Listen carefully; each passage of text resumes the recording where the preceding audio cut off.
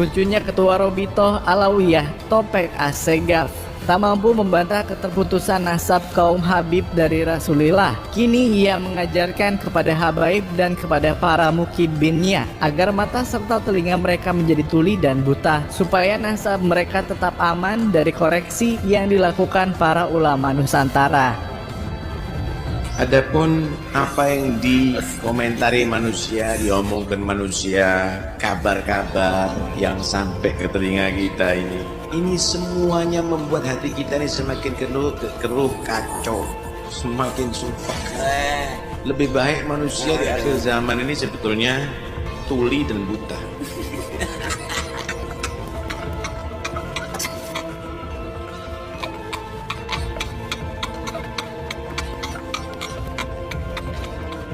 Mereka doktrin umat, mereka doktrin jamaah untuk buta hati mereka, hanya melihat cinta dari mereka. Ini adalah penjajahan pikiran, penjajahan rohani, karena yang diajarkan adalah kebutaan, yang diajarkan cinta. Dipanggilnya pengikut itu muhibbin, membuat hati kita semakin dalam keadaan bimbang setiap saatnya, penuh kekhawatiran, penuh kegundahan, dan itu semuanya lewat pandangan kita dan lewat pendengaran kita. Kalau sudah buta dan tuli, mungkin makhluk ini sudah menjauh daripada kita.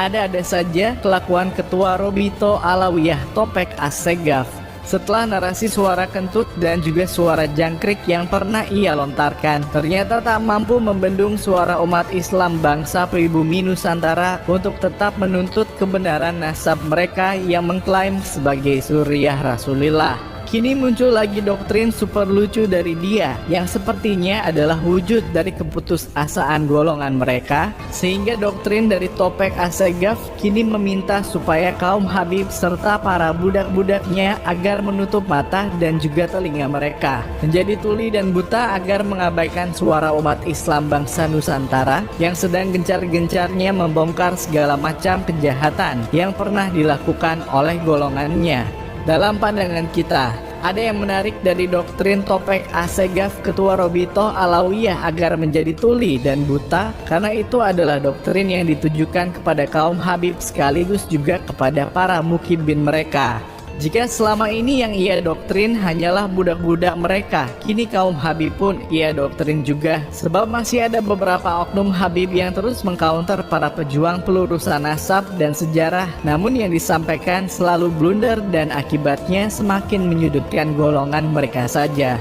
Inilah yang menarik bagi kita, karena ini adalah hal yang tidak biasa, di mana seorang Topik Assegaf Ketua Robitoh Alawiyah yang biasanya hanyalah mendoktrin para budak-budaknya, kini kaum Habib pun terpaksa harus ia doktrin juga demi mengamankan nasab palsu golongan mereka.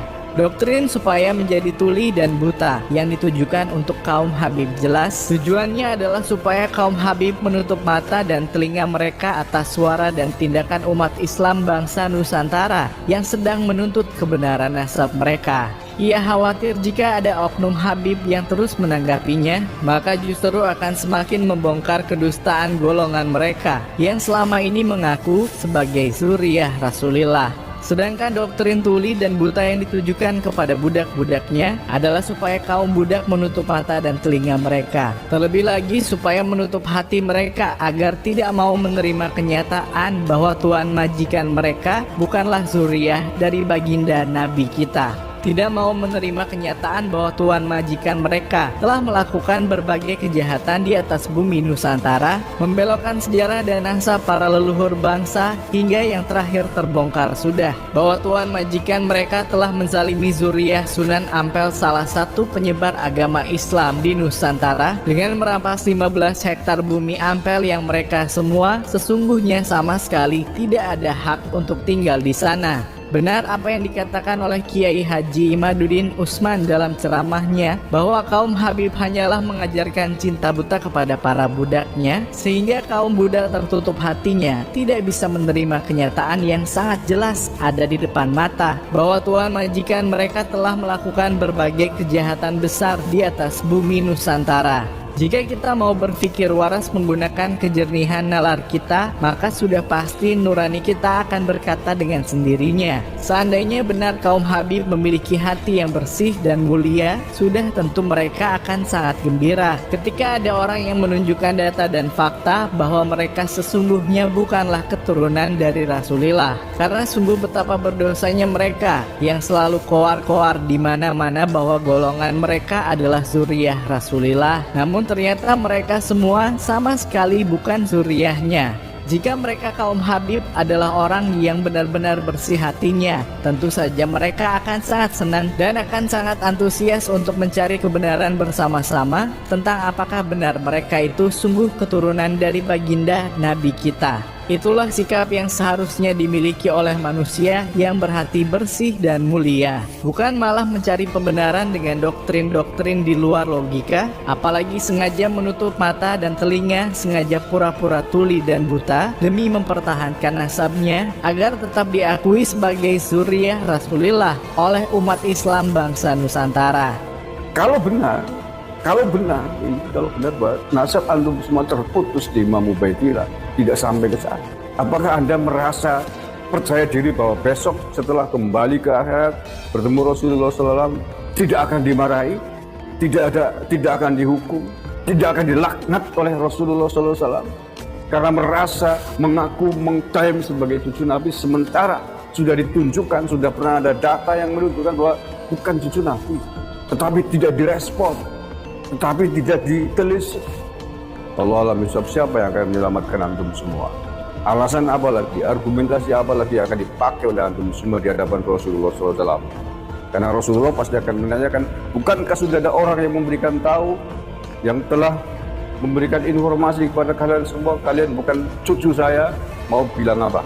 Karena yang diajarkan adalah kebutaan, yang diajarkan cinta, dipanggilnya pengikut itu muhibbin. Tidak seperti Rasulullah memanggil pengikutnya dengan sebutan ashab. Mereka yang disebut sebagai ashab adalah mereka yang dididik untuk lebih mulia dan lebih pintar dari gurunya. Sementara mereka yang disebut muhibbin hanya dijadikan anak buah yang untuk mengorbankan diri bagi yang dicintainya. Menurut saya lebih selamat, sekali lagi lebih selamat di hadapan Rasulullah SAW mengakui diri. Lebih selamat berterima kasih kepada Kiai Imaduddin Usman dan seluruh ulama yang menyatakan nasab Anda putus dan menghentikan klaim diri sebagai Ahlul Bait. Itu lebih selamat. Sudah ditunjukkan data dan fakta bahwa nasab golongan mereka sangat diragukan sebagai keturunan Rasulullah. Namun respon yang ditunjukkan justru sangat memusuhi para ulama yang telah memberitahu tentang keterputusan nasab golongannya. Dari situlah maka sangat mudah bagi kita untuk menyimpulkan bahwa mereka sesungguhnya adalah golongan manusia yang berhati durjana, yang sengaja menutup pintu dari segala kebenaran yang ada, karena kebenaran tersebut bisa sangat merugikan bagi kehidupan mereka. Kita tidak sedang berusaha menyadarkan golongan mereka, karena sudah pasti orang-orang tersebut tidak akan bisa sadar untuk selama-lamanya, sebab tidak akan mungkin mereka bersedia kehilangan kenikmatan dunia, dipuja-puja oleh umat manusia atas klaimnya sebagai zuriyah Rasulullah. Yang bisa kita lakukan hanyalah mengajak berpikir waras kepada umat Islam bangsa Nusantara, supaya pikirannya bisa terbuka, bisa melihat seperti apa sesungguhnya golongan manusia yang selama ini dimuliakan dan dipuja-puja olehnya karena dianggap sebagai keturunan Rasulullah.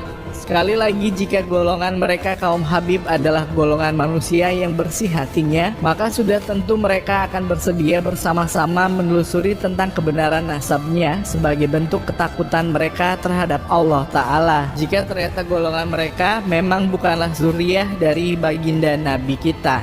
Namun ketika golongan mereka mengabaikan dan bahkan malah berpura-pura tuli dan buta terhadap data dan fakta yang ditunjukkan kepada mereka bahwa golongan mereka tidak terbukti sebagai keturunan Rasulullah, maka kita tidak perlu untuk menjelaskan kepada kalian semua saudara kita bangsa Nusantara, karena sudah pasti dalam hati kita bisa menilai dengan sendirinya tentang bagaimana sesungguhnya watak dan karakter orang-orang dari golongan mereka.